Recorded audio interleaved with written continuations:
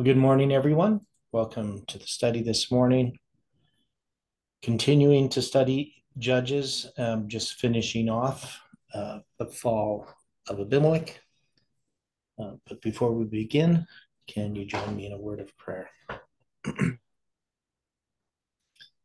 Dear Father in heaven, thank you for the time that we have once again to study your word, to look at the things that address our present time by looking at the past. We know, Lord, we need your presence every moment, and we need your help in presenting and understanding these truths. And so we just invite your Holy Spirit into our hearts and minds. Give us wisdom and understanding, we pray and ask in Jesus' name. Amen. So yesterday we were finishing off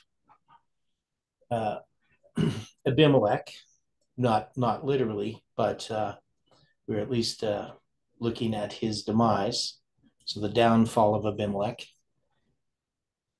And we started to put on a line these events in the 777 days. And the way that I was looking at it is that I was seeing that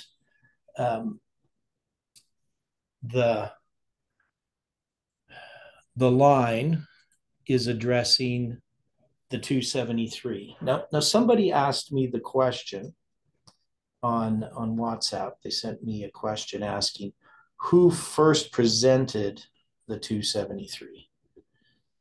So obviously I present this on November 9th, and this is in connection with the Mayan calendar, right? So this deals with the symbol of the Levites in connection with the July 18, 2020 date and October 11th, which is derived by a calculation based upon the 391 years.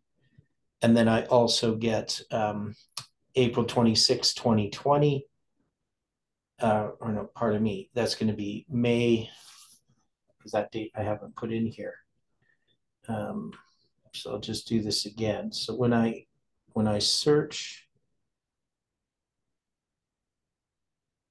here, I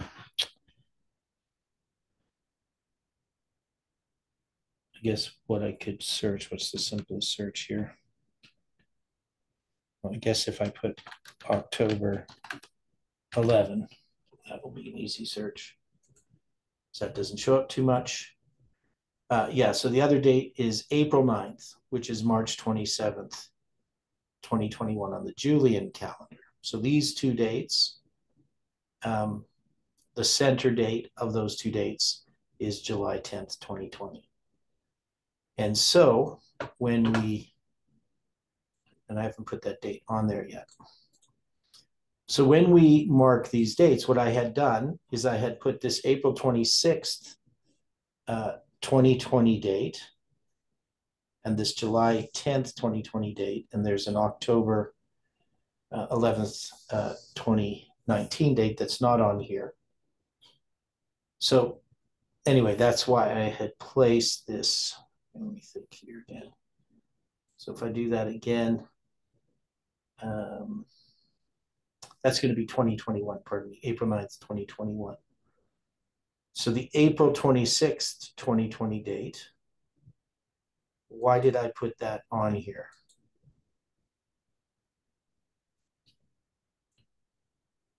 So what was I saying about this? April 20. That's when you wrote the paper to. Right. So I'm going to send that. It's not a paper, it's just an email to Jeff explaining the implications of what I found with the Mayan calendar regarding the prediction of July 18, 2020. So it's my understanding is, I obviously came to understand it slightly before that, but that's when it's a formalization of a message. So if we say the message of the Mayan calendar, in regard to July 18, I mean, there's more to the Mayan calendar than that, because there is also presentations I did in 2018 regarding the Mayan calendar. But here it's in connection with 273. And so when I look at this July 18th message, there's an understanding that happens on July 18th regarding the failure of the July 18, 2020 prediction. That is, what we are seeing on this line is about a prediction that's made. It starts with December 21st, 2012, which is a failed prediction. And this line illustrates how God was giving us all of this light regarding this failed prediction. And so we need to figure out how to understand this. So the date that I would put here as the formalization, just in my guessing, is going to be this date of May 9th. No, it's not May 9th. What was the date again? It's going to end up being, I just keep forgetting.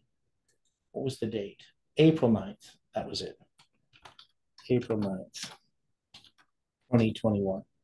Now, April 9th, 2021 is March 27th, Julian. So maybe what I'll put here is I'll put March 27th, Julian.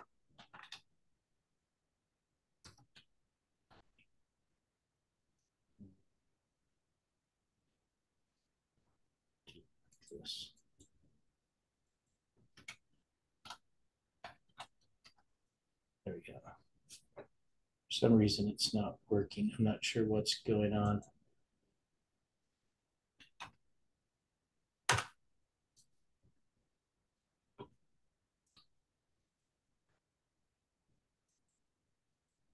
The typing thing function's not working. I have no idea why. I've had trouble with the computer this morning, so don't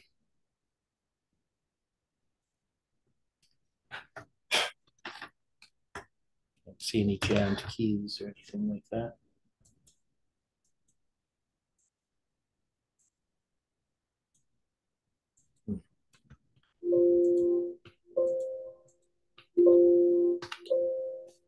Do you have any idea what's going on around? Sometimes if you press shift and control on both sides, one of the keys gets stuck. Okay.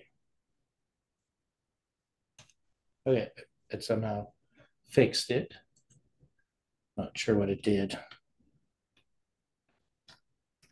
Thanks. I actually pushed the keys on both control keys. And it seemed to fix it. Okay, thanks. So then we get this March 27th, 2021 date. So this is going to be a formalization. Now, we already had March 27th, 2021 as a Gregorian date. So what I'm doing is I'm addressing this Mayan calendar understanding. Now, I'm going to do it this way here. So when we look at the Mayan calendar, this was the 391 years, and this is how we arrived at these two dates. We had July 10th as the center of these 273 days on either side of July 10th. Gives us these two different calculations that produce April 9th, which is March 27th, 2021 Julian. And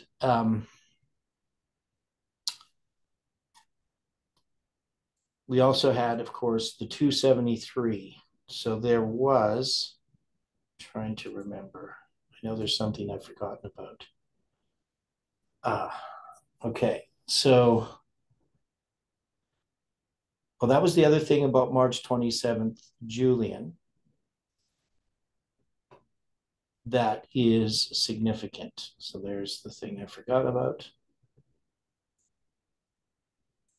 And that is the Mayan date. So this date here on the Mayan calendar is 130777. Now, how can I take these dates where nothing happens? How can I take these and place them on a line? Because we don't have an event for April 26, 2020, other than that I sent Jeff that paper. So I guess that's an event. It's a formalization. But, it's sort of, we already have that as a symbol. But July 10th, we don't have an event for that date. Now, July 18th, of course, nothing happened. It's a failed prediction. And then we have this March 27th, 2021 Julian date, which is 130777. What would be the basis of doing this? Because what is this line about?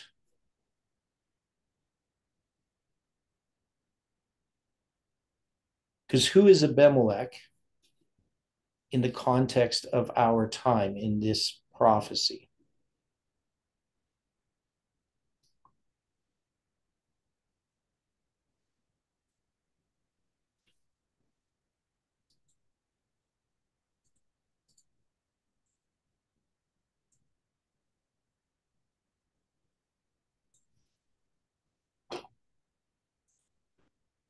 Question again, please. Well, the question is, we have Abimelech's downfall, right? And we're asking who Abimelech is in the context of the application of this prophecy, because we're tying Abimelech to this Mayan calendar date, this 273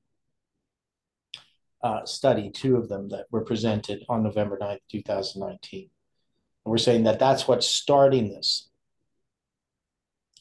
And so when we're creating these dates are based upon the Mayan calendar, right? That is upon that prediction made with the Mayan calendar. Now, the July 18 date is there because it's a failed prediction.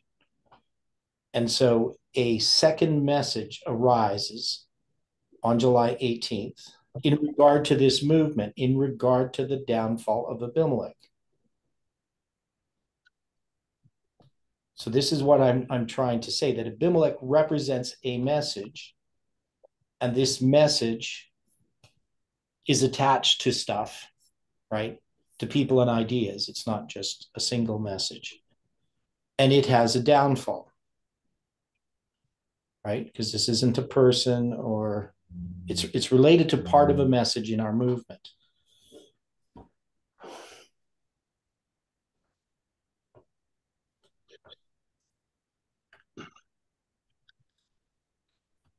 In this situation, is it possible that the message regarding Abimelech is the message that we are to give to those that have remained within the corporate church?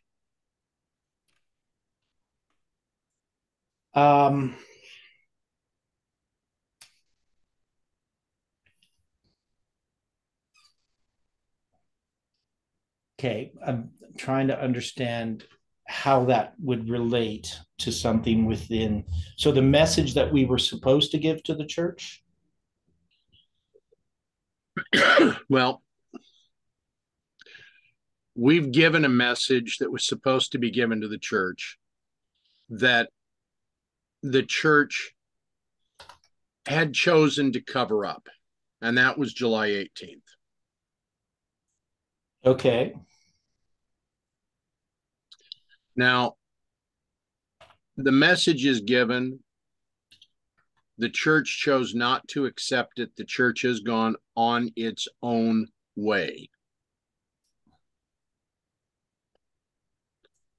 So we have this message, as you're showing here on Abimelech's, with Abimelech's downfall, where on July 18th, we've come right to the center point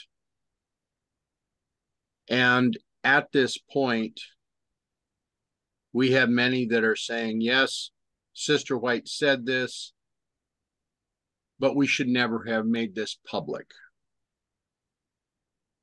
Okay, so dealing with Nashville. Okay.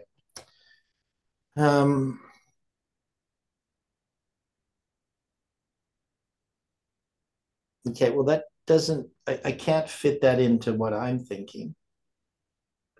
Well, I recognize that I'm going more figurative than literal. Yeah. Yeah.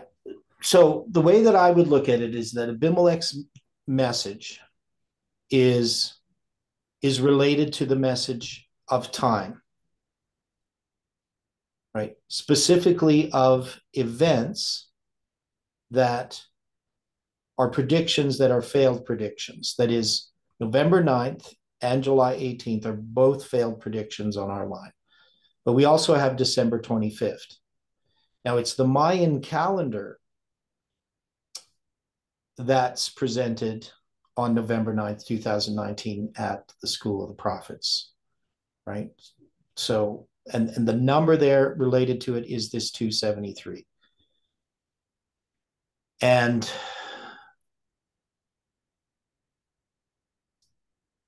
so there is Abimelech's downfall happens really because of his own actions. And we have two towers that are going to be attacked, right? These actually lead directly to Abimelech's downfall, right? The tower with the men of Shechem in it, and then the tower of Tebez, where the millstone comes and hits him on the head, and then a sword is going to, by the young man, his armor bearer is going to put the sword through him, and that's going to be his demise. And maybe I'm wrong-headed in how I'm looking at this, but and maybe I'm just being a little bit, sort of, I start down a path and I have to continue on it even if it doesn't make sense. But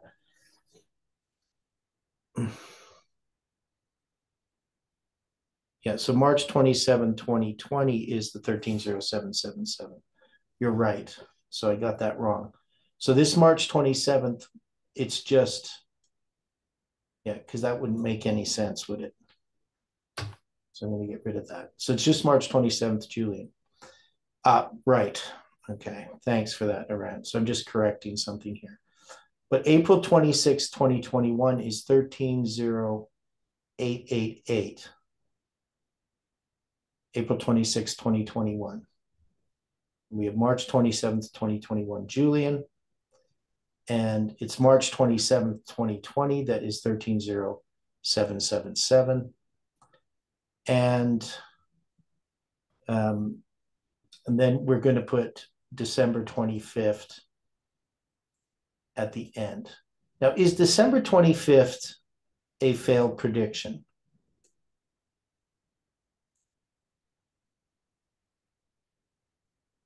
December 25th, 2021.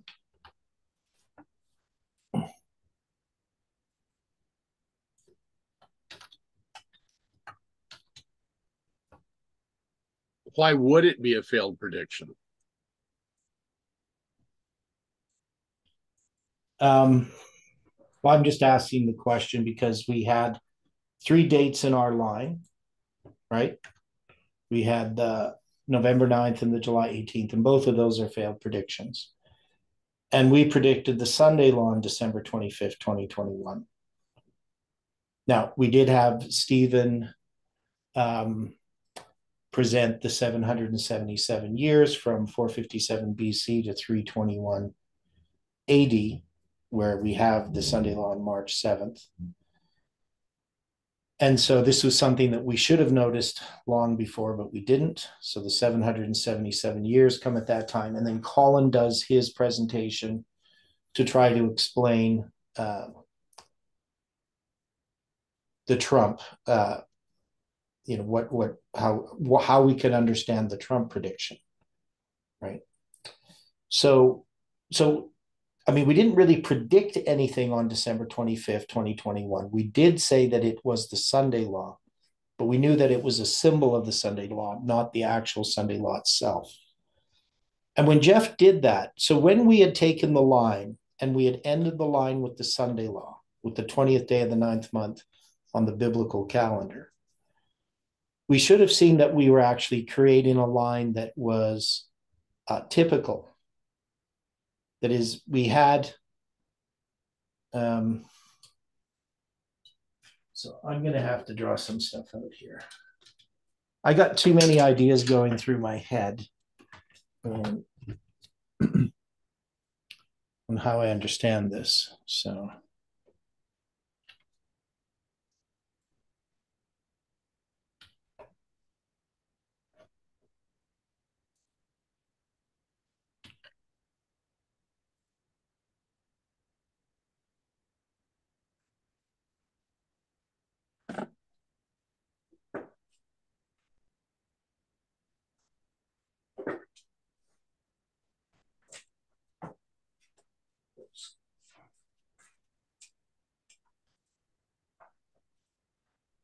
So one of the things we've understood in this message for a long time is we have this.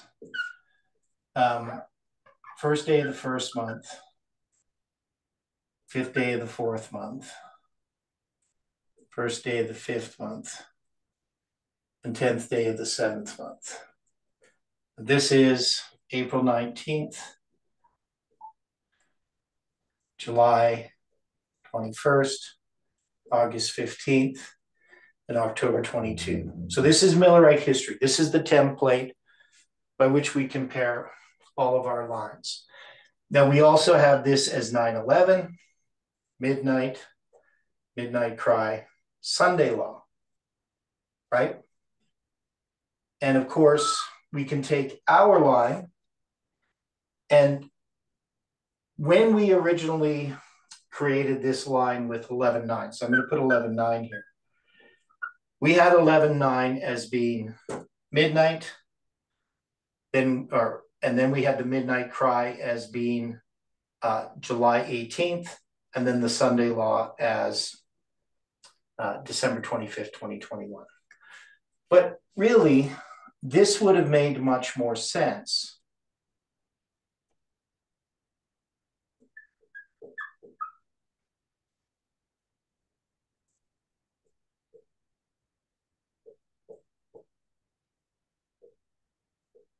Why do I say that?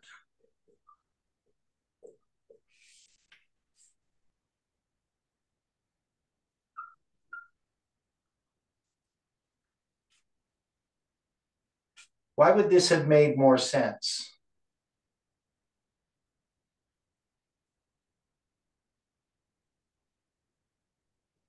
Why didn't we do it this way?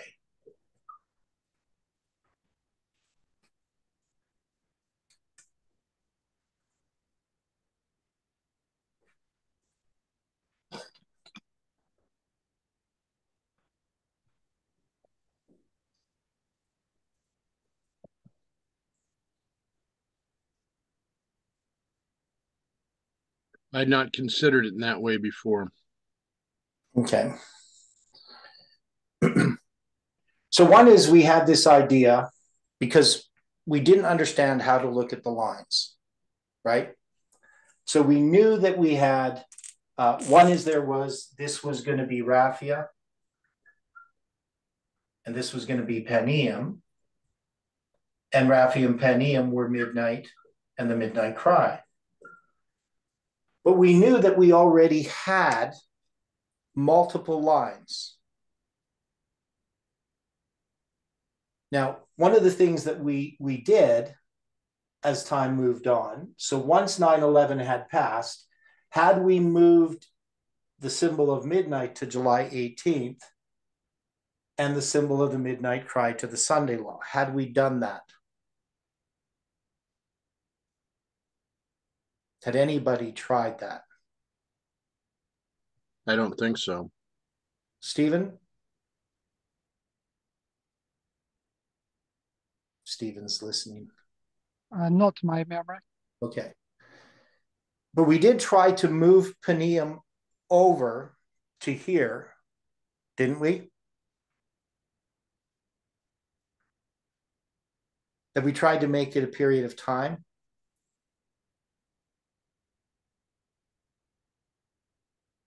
That Raphia was this period, and then Paneum would be this period. Do you remember Jeff doing that? Anyone?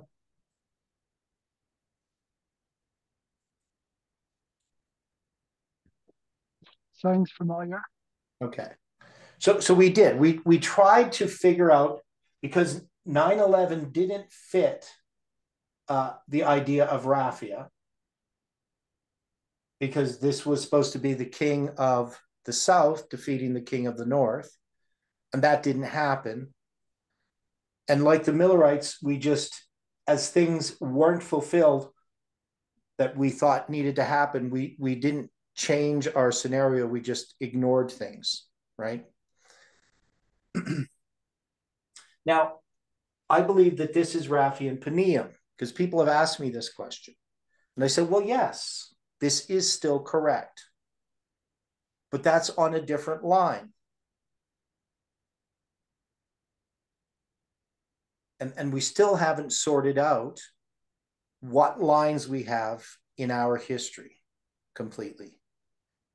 Right? So at some point, we're going to get these lines all sorted out. And Judges is helping us sort those out. So if we took this line here, because remember, when we're studying Jotham and Abimelech, we're looking at something that relates in Millerite history to Samuel Snow's letters.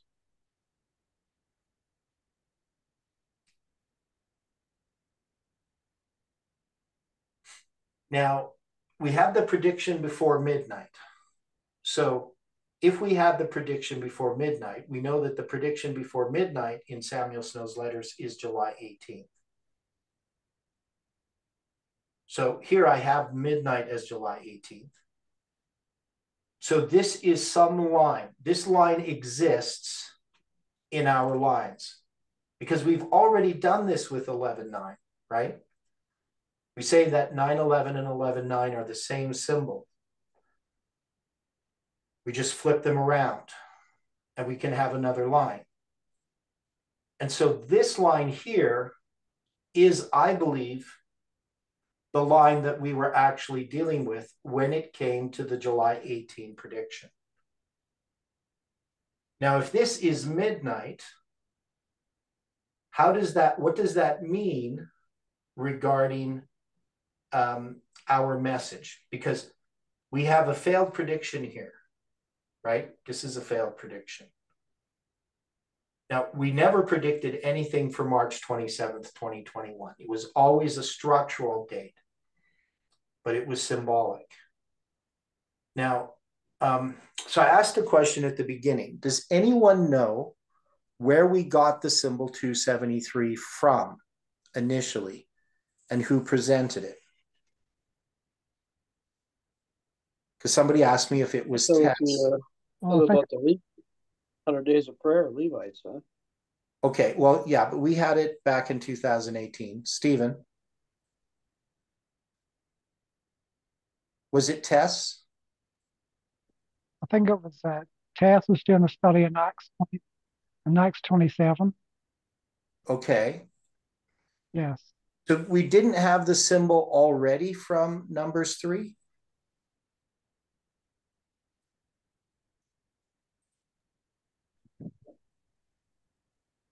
Not that I know of. Which seems to me kind of odd because it's much more obvious than Acts 27. Right?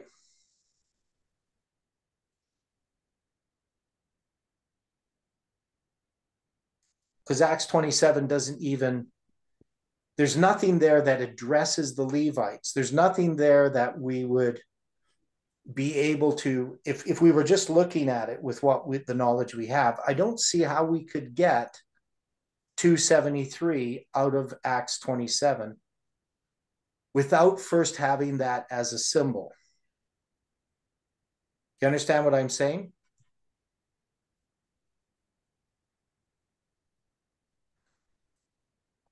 What you would have done Yeah. was subtracted Aristarchus, Paul, and Luke from the 276 that were on board the ship. Right. But the thing is, that wouldn't be logical. Like, you know, if I didn't have the number 273 to begin with, it wouldn't make sense to just subtract the 3 and get this 273. I mean, in my thinking, right? I wouldn't, I mean, I would look at the number 276 and just take that as a symbol, right? The idea of subtracting out, you know, Luke, Paul, and Aristarchus to get 273 and say that's a symbol of the Levites, when there is nothing in that chapter that tells me anything about the Levites, right, in a direct way. Numbers 3, it tells me a lot about the Levites, right? Now, so I'm wondering if the 273 symbol from Numbers 3 existed first, but we just never paid much attention to it, that somebody presented it first. I haven't been able to find that they did. But from my thinking, it doesn't really make sense that you're just going to take the story of Acts 27 and then assign that number to the Levites. I mean, the number could be there as a symbol, but to say that it's the Levites just out of that seems kind of odd. But it could be that that's what happened first. And then we notice Numbers 3. Now Stephen? Yeah. So I think obviously Tess was aware of the Levite issue, the number there in Numbers 3. And so she did take that when she was doing her study of Acts. Okay. She sort of connected to that. But I think there was an evangelical person had done studies like years ago, prior. We found it online. So it was there. That sort of connection was there elsewhere, just generally in Christianity. Yeah. Now, we can all suffer from false memory syndrome, but I sort of seem to remember that the number 273 existed before the presentation of Acts 27. But I can't remember where I heard it. Either it was a Parminder presentation, because we already had the priests, Levites, and the Nethinim for a while, right? So, or else Acts 27 wouldn't have made any sense to be talking about the Levites. So we had this idea. So I feel that, that she was aware of it, but I don't know if it was from evangelical sources or if somebody had brought it up at some point. So that's what I don't know, if somebody has an answer to that. But anyway, that was the question regarding the 273, because so the number of things that happened. One is I confirmed on October 13th, 2018, the November 9th date based upon the 391.5. And then on November 9th, I present the 273, this number of the Levites. Now, to me, the 273, some of the significance of it is that we had this March 27th date. And when I had counted the period of time between October 13th and September 7th, when Jeff wakes up, and 63 days before November 9th. And of course, September 7th, 9 times 7 is 63. But then when I counted that period, the number of weeks, and I found the center was March 27th, 2019. And we already had this 273, the March 27th, 2021. And then I knew that the center of that would be March 27th, 2020. And so there's this March 27, 2020 date that became significant. And that one is also, that's the one that's the mine date 130777. So what I'm saying anyway here, that this idea of this line, I still think is a valid way of looking at this line.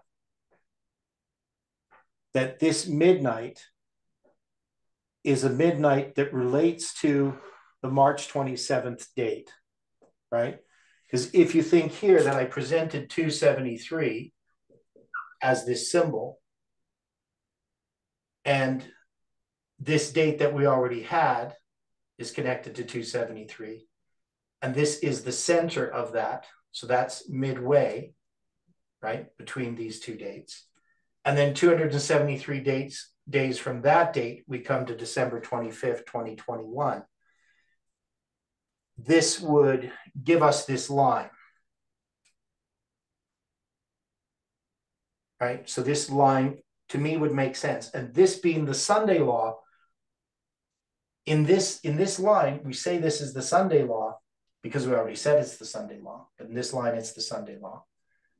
But none of these events are any prediction that we have made or not made. Nothing happens on these dates that relate to anything that we would understand about these lines. That is, they're failed predictions.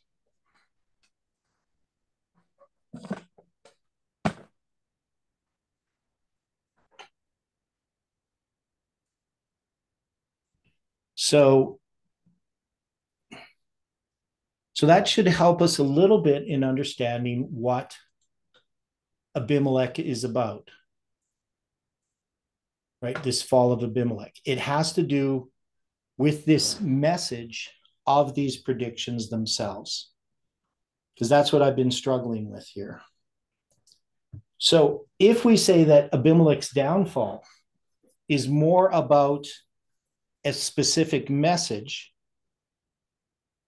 we can see that that definitely would relate to this. Now, it's interesting here, though, I have, instead of March 27th, 2021, Gregorian, I have March 27th, 2021, Julian. And what else was there about that date? So it was here.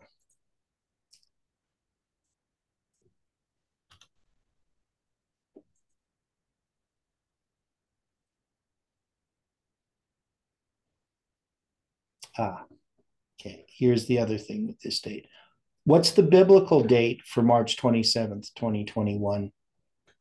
Gregorian is 1313. And then March 27th, 2021, Julian.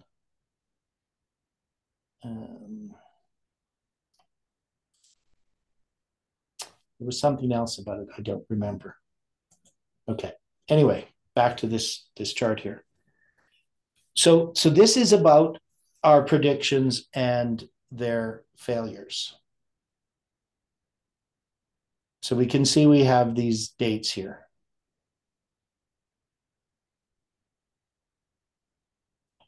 So is Abimelech's downfall a downfall of this message that was meant to make Abimelech king? That is, because remember the issue that people wanted. They wanted a vindication.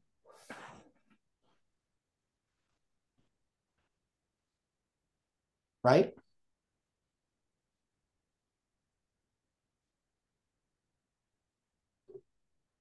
Is anybody following what I'm trying to get from this?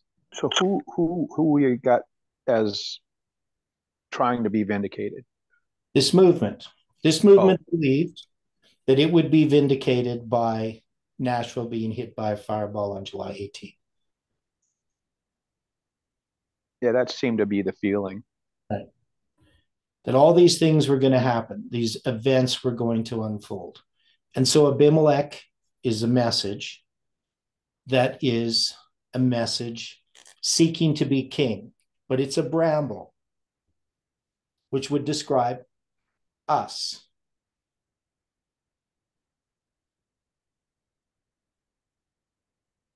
And so what I was trying to do before, when I looked at this and I saw the implications of these lines, well, I said, well, who is Abimelech? What is Abimelech? And to me, it's about, well, this movement has to fall apart, but it's a specific message in this movement. And that's the message of time setting.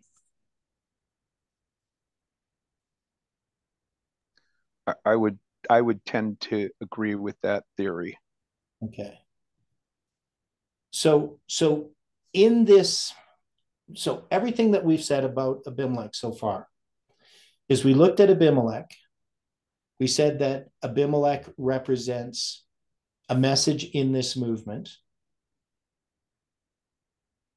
and that it is connected to Parminder's message, but it's now in a different form. Because Parminder did time setting back in 2012, right? Predicted 2014 as the Sunday law. Now, our movement ends up doing time setting, right? Taking what Parminder was doing. And initially, too, we accepted his arguments for time setting, which I thought were fallacious. Right. So the idea that we could use dispensationalism as a way of getting around Ellen White's statements did not sit well with me. Though I understood the implications of it, I think more than most people at the time, just because of my upbringing. So I knew what he was saying was, well, we're in a different dispensation. And so what she's saying doesn't apply. And so I explored that idea. I mean, I knew where it tended. And if we took that position, like if we took the position that Parminder had, we can undo the Bible in the way that we understand it. That is, we would take a metaphorical approach to the scriptures and just say, well, people in the past took the Bible literally, and that was fine for their time, but we're much more enlightened now. And so we can know that, the creation story didn't really happen, but it's a good story, right? It's from God, it's inspired, but it's not factual, right? That's what I grew up with. So I understood the implications of that. And in 2019, in June, when Tess was up in Alberta for our camp meeting, I asked her the question regarding, because she was saying there's no Sunday law. And I asked her the question, I said, what do we do about the creation story, the literal, 6 days of creation? Do we use the dispensational argument and just get rid of that? And she said, well, we're not going to go that far. But that was kind of a telling response, because at which point do you stop? Is it just an arbitrary decision on your part that you're going to decide once you start pulling on the thread of the sweater, where do you decide that you stop unraveling it? Well, you can see once you start pulling on that thread. What did she say when you asked her that? Well, she just said, we're not going to go that far. Oh, that's all she said? Okay. Yeah, that's what she said. We're not going to go that far. But to me, once you start unraveling the sweater, it all unravels. If anybody's ever seen like a sweater that was knitted, not one made in a factory. Because once you start unraveling it, it just all unravels, right? Or a scarf. Yeah, it starts to, and it just continues and continues. Yes. Yeah. So you can't just arbitrarily say, well, I'm just going to go this far.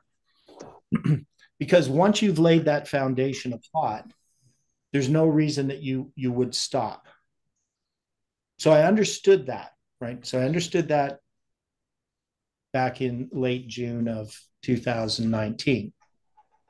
But I was still considering it through that whole time, if this was possible, that this movement had come around to that point, and that did it make sense? And I can say it doesn't, right? We not only can we not go that far, we can never start down that path, right? You can't just say, Well, we already have. what's that? How's that? Yeah. Well, I'm just saying that previous to that, there, since 2014, Jeff has been saying that we are now in a time which is peculiar. We're not to evangelize. Mm-hmm. So therefore, we're in a sense, it's maybe, I don't know if you could maybe relate to it to being like another type of dispensation, but maybe like some different So time, yeah. some different thing happening.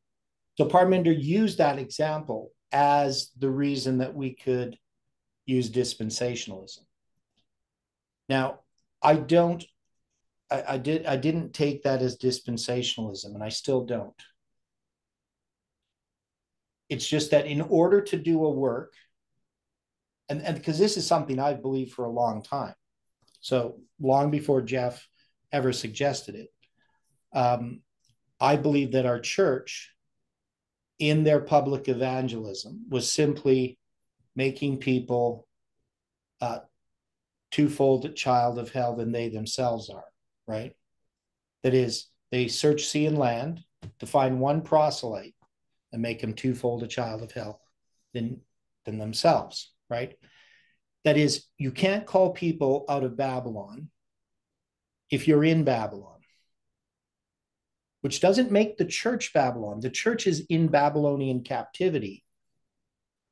And in order to call people out of Babylon, you need to be going out of Babylon. The church is happy with its Babylonian captivity. So my view is that there needs to be a work first for the individual, and then for the movement, if the movement is going to at all be effective in giving a message to the church. We go first to the lost sheep of the house of Israel. And that's not dispensational argument in the way that Parminder was doing it. Because in his argument, he's saying you can disregard the counsel of the past because, Ellen White, she was an American Protestant. Of course, she thought the Catholic Church was the Antichrist.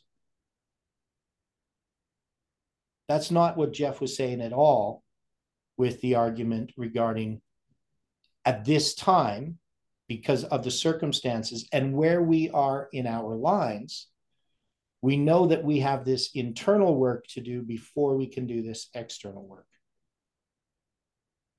Before we can give the message, we have to be ready to give that message.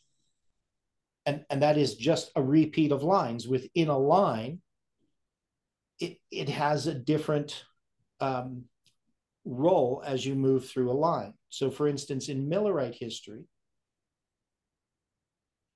after April 19th, 1844, were they going to, outside of the Adventist movement, to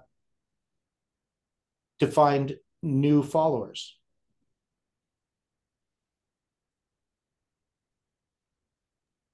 After 1844? April 19th, 1844.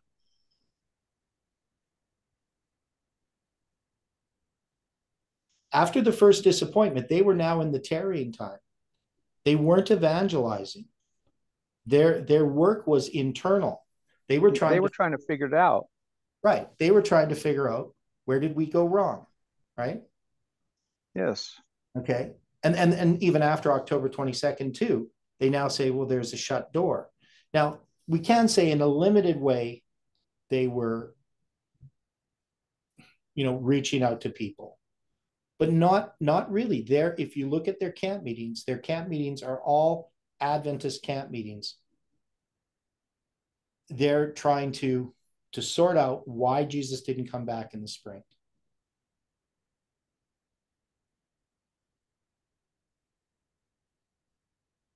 Right. So their focus is not evangelism at this point, because they don't even know that whether they have a message or not to give.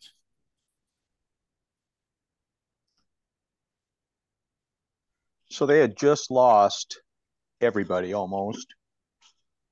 And I would say that their attention was focused on doing just that, trying to figure out where their mistake was. Right.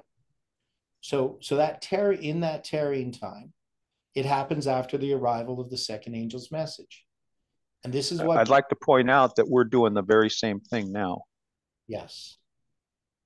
Yeah, I mean, we witness to people around us. And of course, that's always going to happen. And Jeff never ever said that we shouldn't, though people interpreted it that way for some reason. But he's just saying, public evangelism, to go out, have evangelistic meetings, and to keep bringing people into this movement.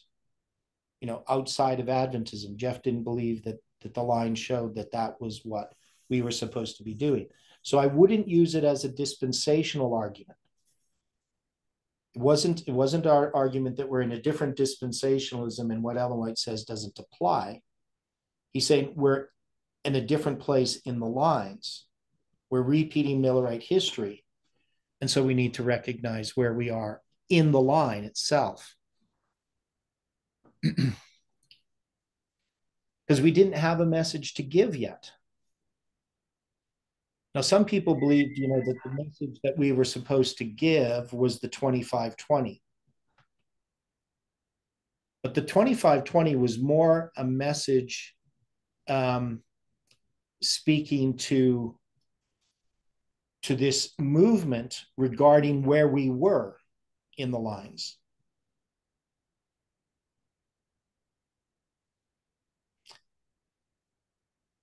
And to understand the place that the church was at, what had happened to the church. So it wasn't really a message that we were to give to Adventists, as far as I'm concerned. And I still don't think we have the message that we are to give. I'm pretty sure we don't. Yeah, not completely. We have some ideas. So Abimelech's downfall is a false methodology, but it's not just a false methodology, because it is connected to time, but for the wrong reason. Because the way that I look at these lines, everything that has been shown us, we've never been able to predict an event. We can measure the time, and we can look back and see how these dates witness to God's leading. And now we have this date way in the future, April 5th, 2030, and we have to know how to relate to that. But here in this line, once we get to December 25th, 2021, our line is over. Abimelech has fallen. That structure that we had, it's in the past. And we can't look at any of these dates and say, these dates are, we were right about what was going to happen on any of these dates. And so when we get to December 25th, 2021, we have now moved into another line. And we've already gone through this in Judges, right? So we know that, and maybe before I go here, just to go back again to what I mean. So when we look at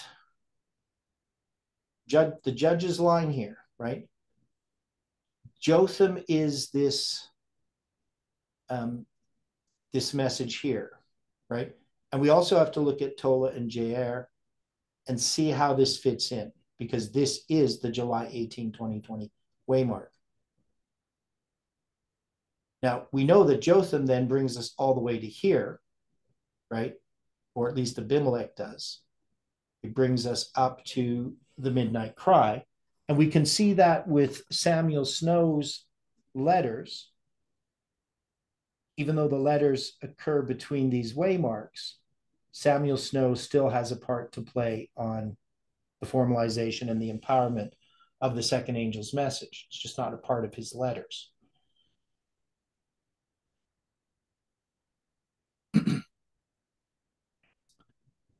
So as we look at Jotham, he is this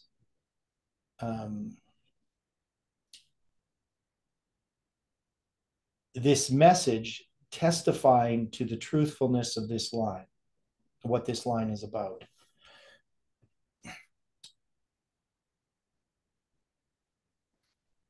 So let's take a look at, again, Tola and Jair, or Jair, however you say that. So it says, after Abimelech there rose to defend Israel, Tola, the son of Puah, the son of Doda, the man of Issachar, and he dwelt in Shamir in Mount Ephraim. And he judged Israel 23 years and died and was buried in Shamir. And after him arose Jair, a Gileadite, and judged Israel 22 years. And he had 30 sons that rode on 30 ass colts, and they had 30 cities, which are called Havoth Jair unto this day, which are in the land of Gilead. And Jair died and was buried in Kaman. So remember, we looked at this, the 23 and the 22. The 23 represents the 25 or the 2300 days, right? The 22 represents a symbol of restoration. Together they are 45. And then with Jair, he has these 30 sons, the 30 ass colts, and the 30 cities. And the 30, 30, 30, how did we understand the 30, 30, 30? It's a symbol of? Anybody remember?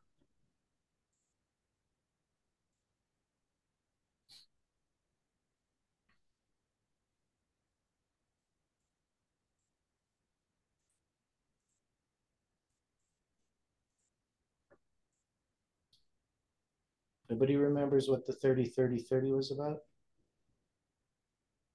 Okay, so it was 25252.5. And how did we get that?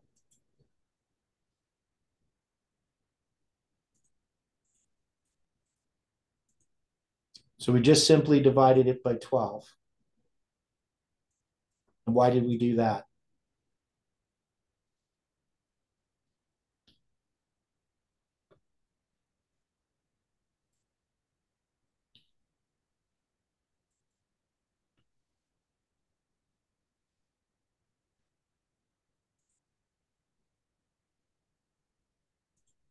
So why did we divide it by 12?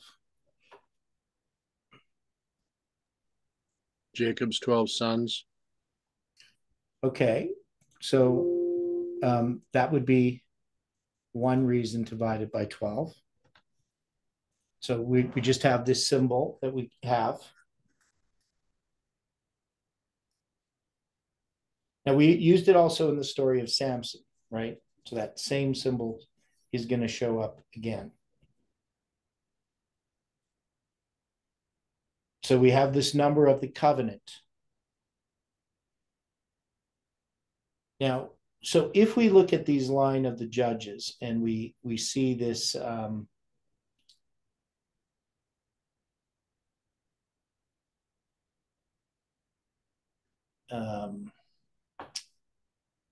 trying to find this here. So go back here.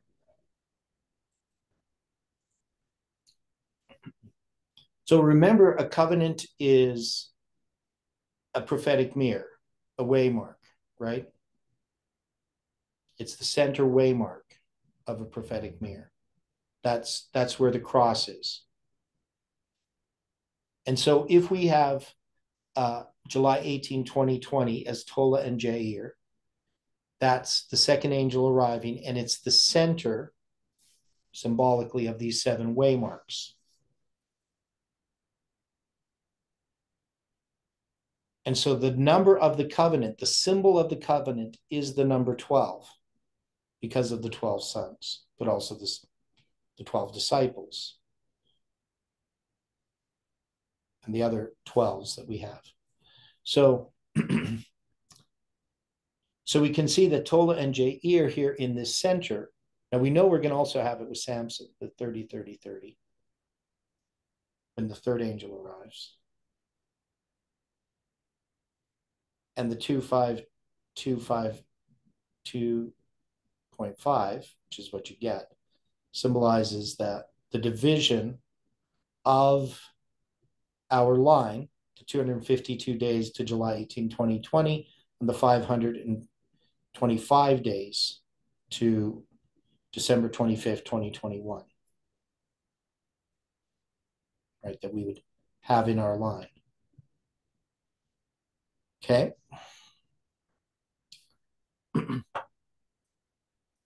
So Tola and Jair don't give us a lot of information. That is, to put them on a reform line, we aren't given tons of events. So how would we put them on a reform line if we're going to draw a reform line of Tola and Jair?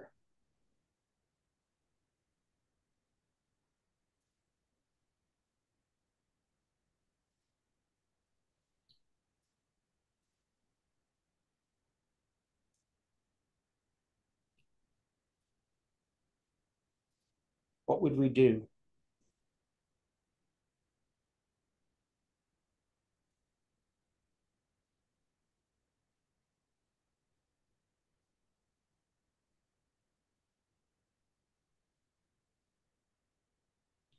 So when would we start Tola and Jair?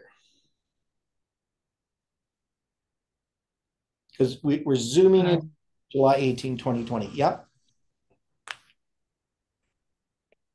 Somebody said. Well, I'm thinking was it the 22 years first, followed by 23 years? The other way, 23 followed by 22.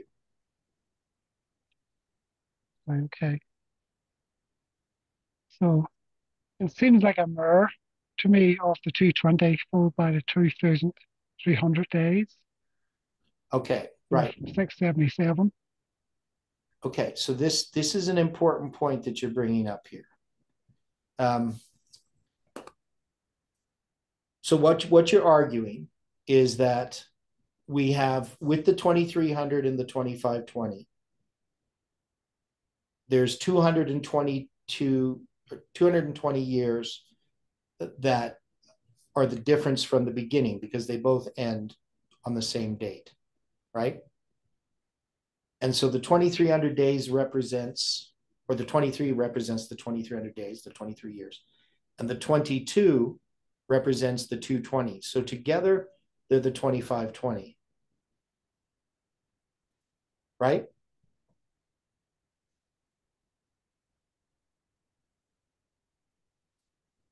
Yeah. Okay.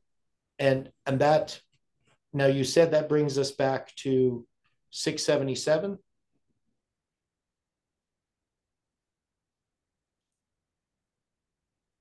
Yes. Okay. And that's the captivity of Manasseh. And then we have this 30, 30, 30. So we got the 23, the 22, the 30, 30, 30.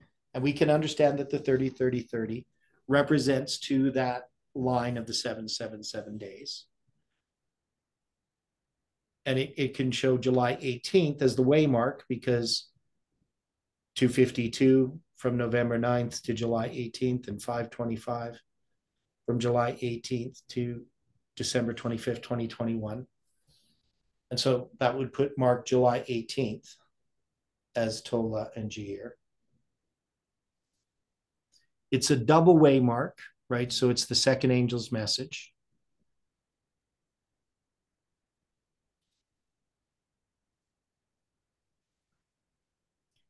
And we had the meanings of the names. So Pua, which means splendid. Tola means a worm. And then Jair, that's going to be he enlightens. And he's a Gileadite. So, the Gilead is that rocky region that's on the east side of the Jordan and a little bit to the north. And then we have the symbol of Islam, the ass colts. We also have these 30 sons and the 30 cities, which is, of course, that the cities or the hamlets of Jair.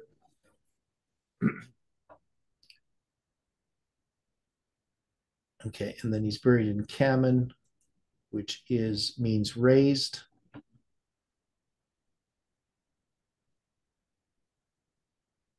Has to do with, it means to rise in various applications, literally, figuratively, intensively, and causatively. Means abide, accomplish, be dearer, confirm, continue, decree, be dim, endure. Lots of different ways in which it's applied. Rise up against, to establish, strengthen, succeed, be strong. Make sure, right? So we got lots of different ways in which we could look at where he was buried.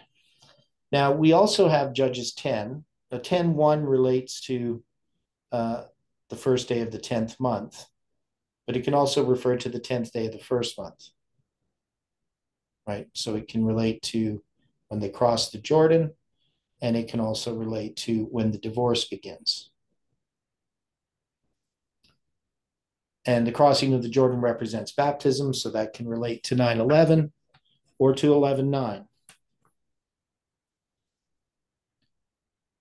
So we don't have a lot of events here, but we have symbols that we could attach these to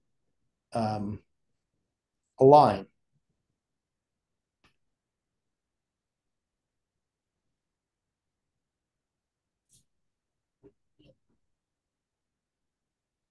Anything else that we're forgetting?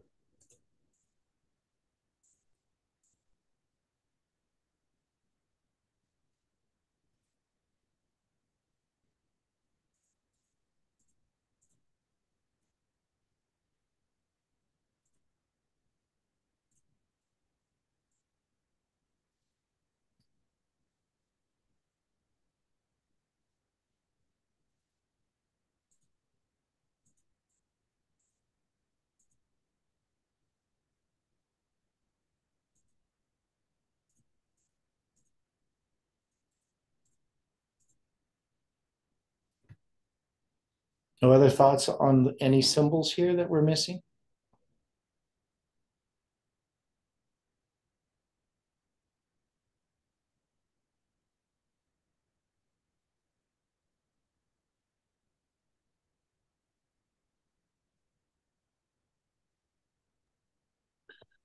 Symbolically, how do we apply Judges 10:6?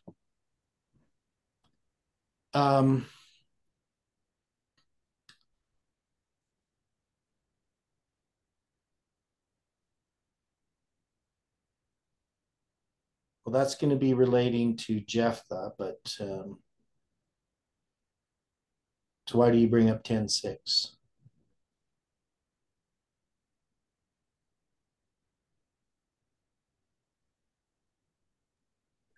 I was looking at it as the next progression. Okay, yeah, because you're going to have all of the apostasy that happens prior to Jephthah arriving, right? Correct. So that's going to be the period of darkness. So you're saying that here we have Tola and Jair, and then we have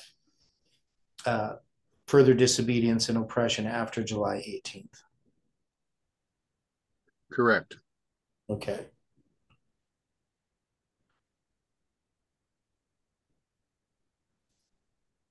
Well, there's no doubt that that's going to follow.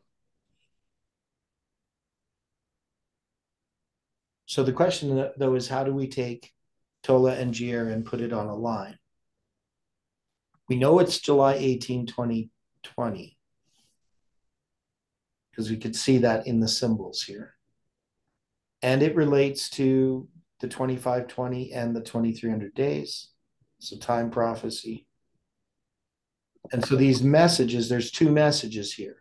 One is the 2300 days, and the other is the 220 years. Now, the 220 years relates to the 4 to 7 times as applied to literal Israel. Right? That's, starts with Manasseh's captivity and ends with the first decree of Artaxerxes and Ezra leaving Babylon and going to Jerusalem.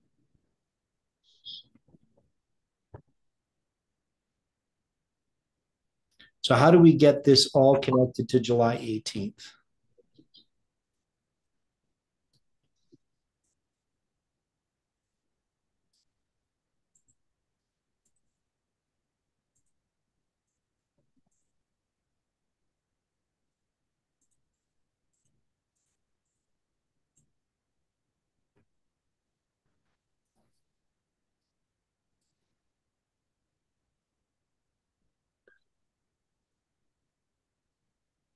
Would we connect it with July 18th from a clearer understanding of the 2300 day prophecy? Okay.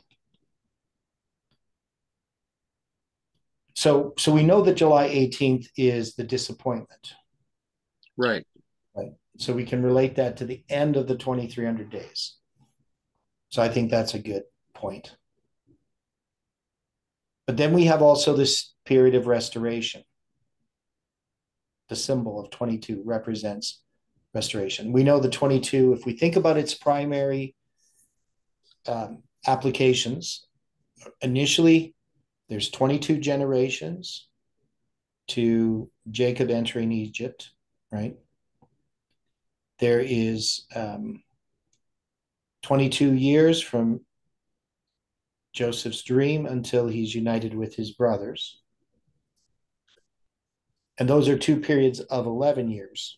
And just like there's 11 generations to the flood and 11 generations to Egypt. We also have the 22 waymarks from creation to the flood. Okay. How do you define the 22 waymarks from creation to the... what do you mean? In Stephen's presentation, from the flood to, from creation to the flood. Because we have 11 generations. Yes, There's but we had 22 waymarks on that chart that we were looking at. Okay, Stephen, can you explain what he's talking about, since you're the one who did it? Yes. Okay, so you have the creation year, and then so you have the birth of Seth then after that. Yeah. And then so you have the birth of the people then marked, and then you have a lot of the deaths marked. Obviously Noah's death doesn't occur before that time. Japheth and Shem. Okay. So the way you have the waymark of Enoch. Okay. You have the waymark of the building of the ark.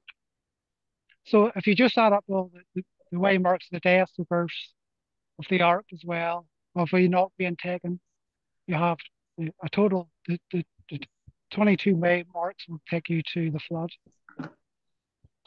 Okay. So I didn't remember that, but so it's just... And I only got it because I was trying to compile all this information. Actually, Stephen was the one that motivated me to do that. He had said something about the 22 waymarks, and I'm starting to writing it down, and then I noticed again, yeah, that's 22 waymarks. That's restoration. Okay. So we got the 22 there. So it's just not taking like the story of Adam and Eve's fall and marking that as a waymark or anything. It's just... No. It started with the births, And just then I'm sorry, go ahead, Stephen. yeah, I mean, it's just contrived from the numbers that we're given. Oh, You know, okay. So the obviously there's numbers. Cain and Abel are born some, but Okay. we don't have any numbers there involved with Cain and Abel. So Seth would be the next waymark. From creation. So that's the first time we're given a number. Yes. I guess technically you have the 7 days of creation, and so that's where you're starting. And then so the first waymark is creation, or the first waymark? Yes, Adam's creation. yeah, the first waymark is creation. Now, obviously, them 7 years happen within that same year. So I'm just counting waymarks as in years that were given. Okay. You know, so I know there's more waymarks. We could maybe you could maybe say 23 if you wanted to maybe add in when the Noah gets off the ark. So there's maybe that year I didn't maybe include that way. So you have 22 or 23 then. Okay. If you want to have them at the ark. Well, maybe that would be after the flood. You know, so maybe uh, Okay. maybe yeah, up until to the flood itself is 22. Okay, thanks. So that's helpful as well. So if we look at Tola and Jair, so we're saying that this is July 18th. We see these other symbols attached to it. So these symbols are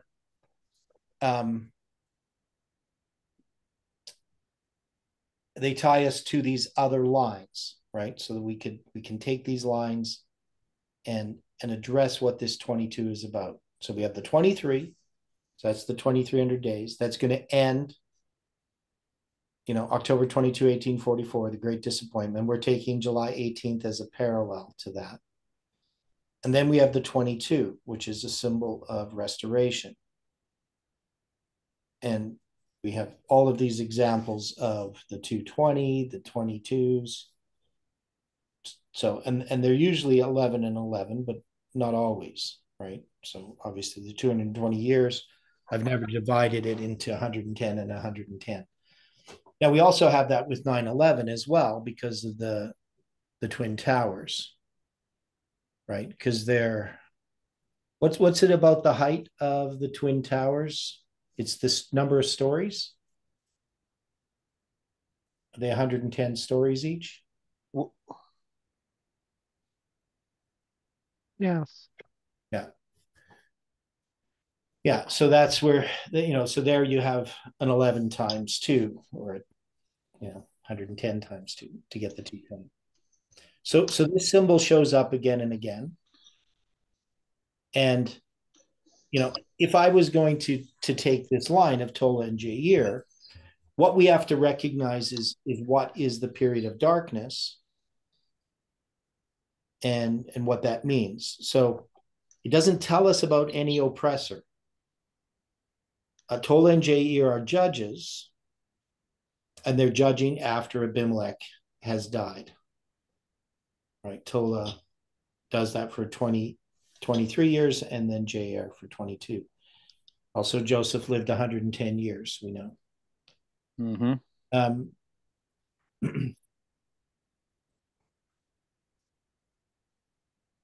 So these are messages that we can just say are judges. So they're judging this movement, and they're providing these symbols. And what's judging this movement is a message regarding the 2300 days and the 2520, and also the understanding of these lines, right? So we have, can we put them on a line? Can we say they start at a certain point, and that we have waymarks that we can mark out with what's been given here? That's the question. Do we start them at 11:9? Do we start them somewhere else? Do we not draw them as a line at all?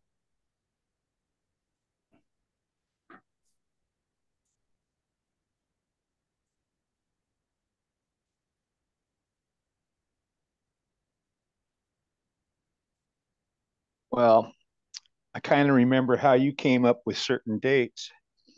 In fact, if I'm not mistaken, your understanding of um, the chronology was done by testing over and over again. You'd put stuff on paper and it didn't look right. We can't do that. We try this. We can't do that. We tried that, and you can't do that. Mm-hmm. And then, as you progressed, you came up with an understanding. Only because you tried and erred, tried and erred, tried and erred. So I look at this the same way. Okay. Well, let's take a look here at a chart. So just creating this new chart. And just get rid of all of this. So if we're going to have Tola and Jair, what we have to do is we have to put 23 and 22 in here. So we say that Tola is, am I spelling that right?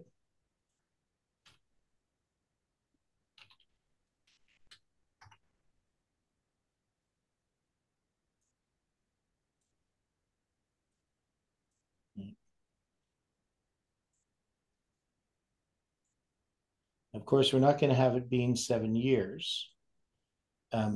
This ends up being 45 years, whatever that means. Right. So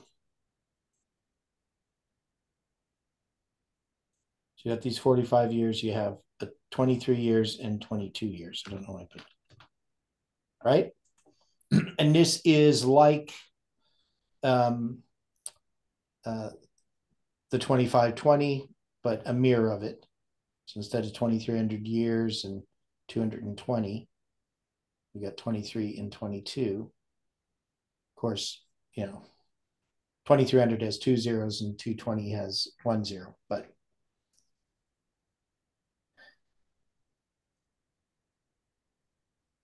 now, as far as the span of time of 22 years, so the 45 gives us to the 1335, Daniel 12:12.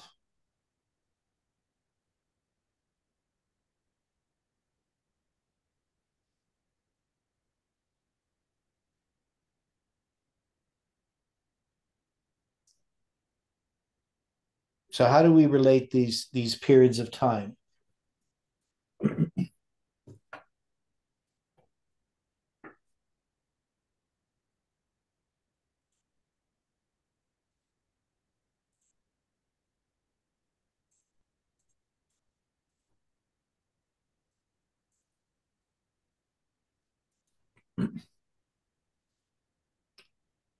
So we're saying, Tola could be the first angel's message, Jair the second. Is that what we're going to say?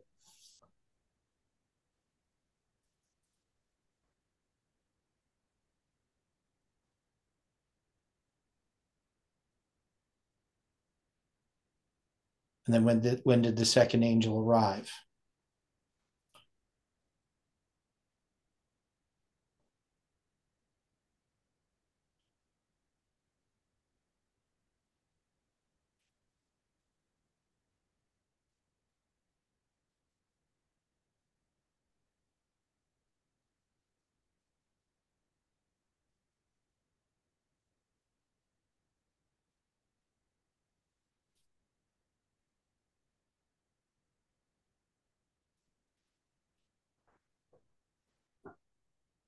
We just got a few minutes. We're thinking about this. Got a little bit of dead air, though. Okay, so let's try to think this through. Tola Jair are July 18, 2020. They have these two different periods of time, 23 and 22, which add up to 45. But we're not saying that there's actually 45 years.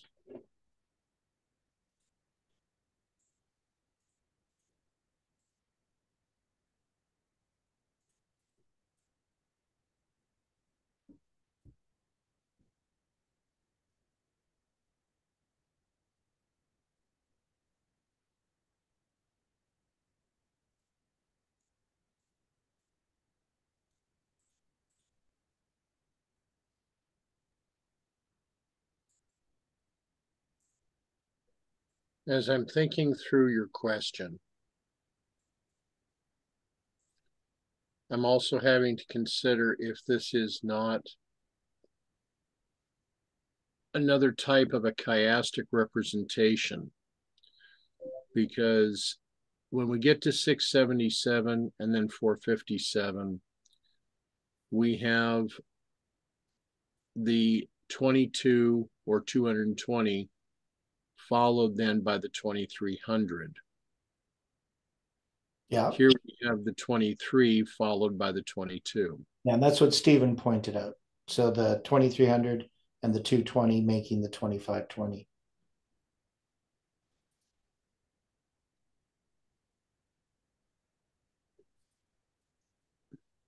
Now, when we have the 30, 30, 30, and we divide it by 12, we get this number, which is, I'll just do it this way, because we use this in the story of Samson as well. So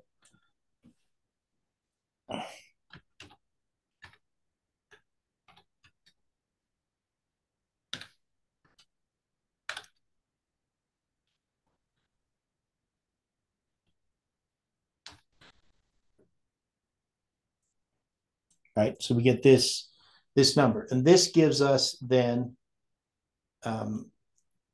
this 23 is also 252, and this 22 is 525, if that makes sense. So we could just take this and have this Tola and Jair represent messages that occur in our 777 days.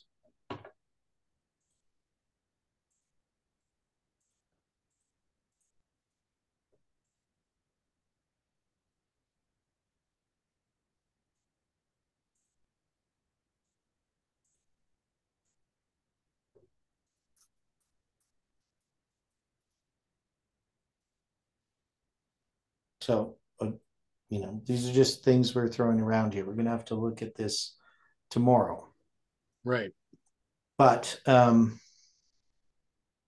might be something mathematical that we find out about these spans of time. Now, but the main thing that we want to try to consider is, what is the darkness that Tola and Jair are addressing? Because that's how we would understand this line. Now, in the story, it occurs after, Abimelech's dead, right? But we know that we're not following these chronologically. We're not saying that Tola and Jair, then start, when Abimelech ends, because they're illustrating the same history. But we can use what it means when Abimelech is dead. We could use that for the darkness, what this darkness is. Or we could just ignore that and just say that this darkness is something that exists, that these symbols tell us about. And so we would have a darkness, and if we're going to put a date there, then there would have to be a message that begins at that date that Tola and Jair are addressing in their symbols.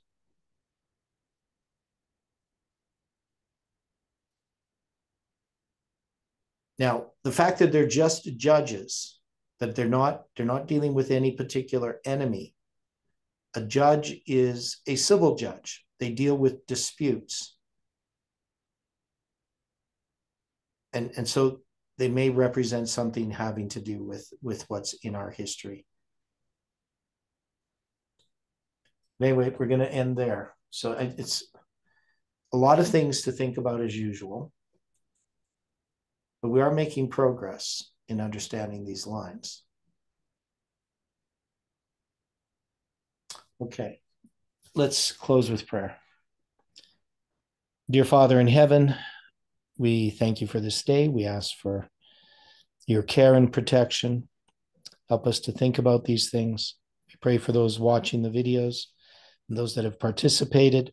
We ask that you can work in their lives and lead them into all truth. Help us to understand the message for this time, that we can be truly converted. And bring us together again according to thy will, we pray in Jesus' name. Amen.